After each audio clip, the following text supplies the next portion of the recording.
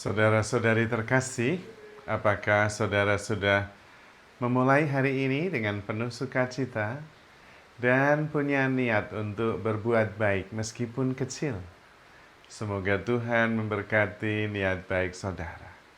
Mari kita hidup sepenuhnya, karena hidup itu luar biasa. Hari ini saya ingin mengajak kita semua merenungkan tentang Yesus yang dicobai di padang gurun. Yesus dicobai di padang gurun itu selama 40 hari.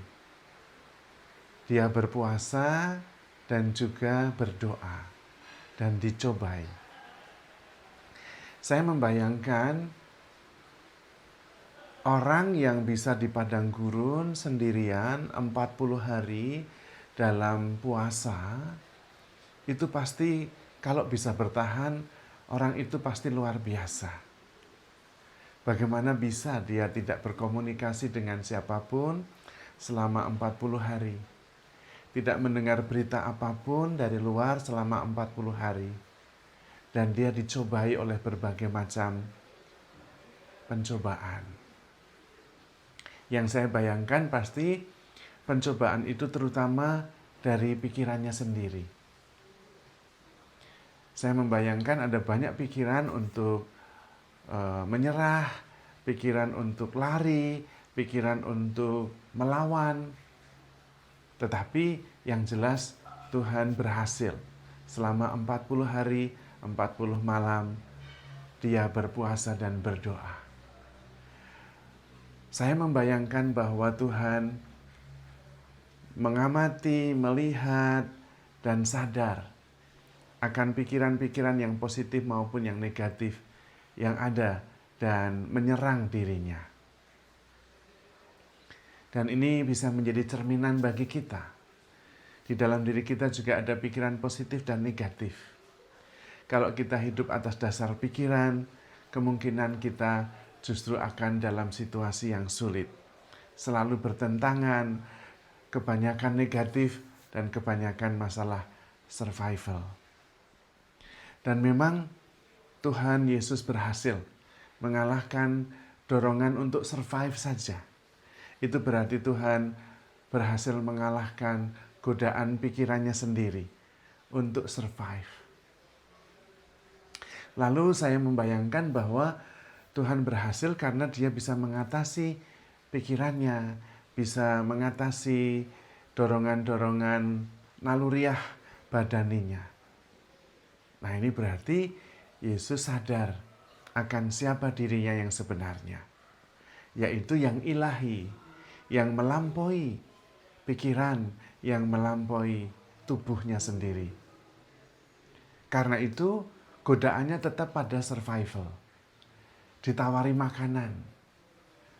Yang jahat itu mengatakan, Tuhan, Anda bisa menciptakan roti dari batu ini. Tetapi Tuhan sesudah 40 hari di padang gurun sadar bahwa manusia itu hidup bukan hanya dari roti saja, tetapi dari setiap firman Allah. Dan ini penting sekali.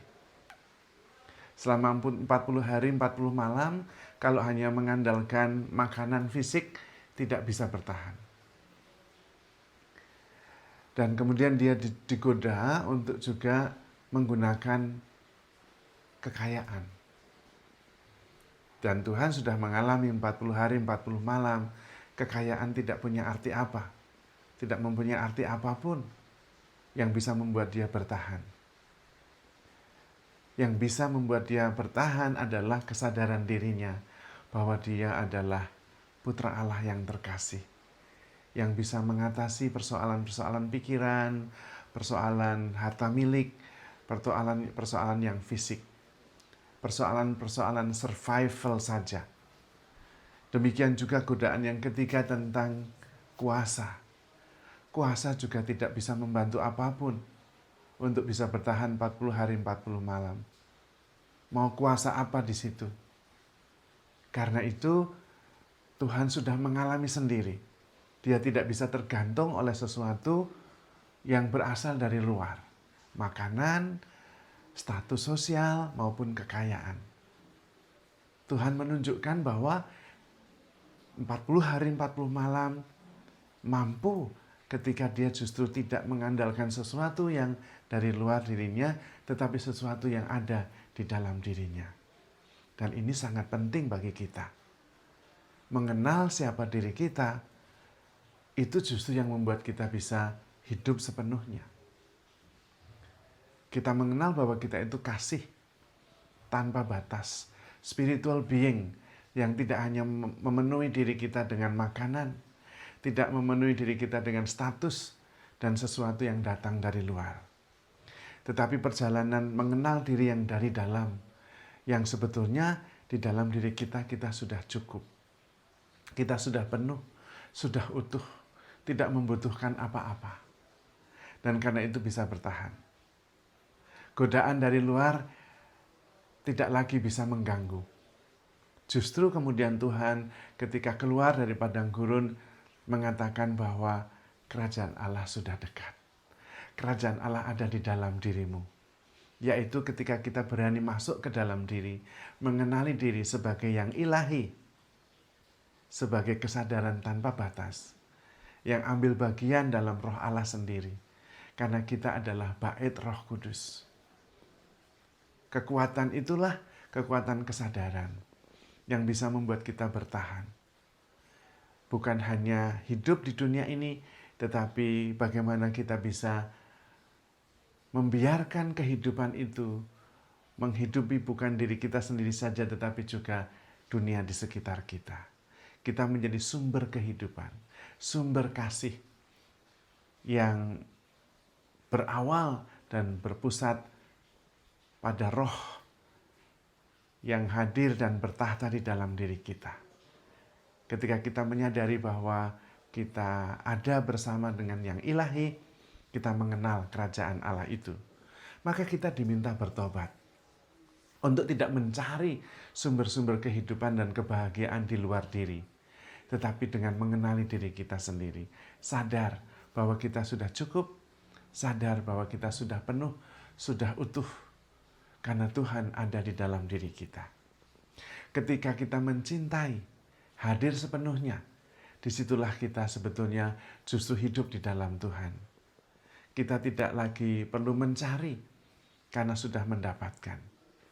Tidak perlu lagi mengejar karena kita justru sudah sampai. Kita tinggal bersyukur dan hadir sepenuhnya menghadirkan kerajaan Allah. Perjalanannya sudah sampai dengan menyadari bahwa di dalam diri kita yang ilahi bersemayam. Kita adalah bait Roh Kudus, kita adalah kasih, dan kita bisa mewujudkannya dalam kehidupan sehari-hari. Kita harus mulai bertobat, menyadari bahwa kita sudah penuh, utuh, dan menjadi sumber, bukan lagi mencari dan mencari. Karena kita sudah sampai. Kita tinggal memancarkan, menjadi cahaya yang menerangi, menjadi kabar baik yang membawa harapan, rasa syukur dan sukacita. Jadi saudara-saudari terkasih, handle yourself with care because you are loved. Tuhan memberkati.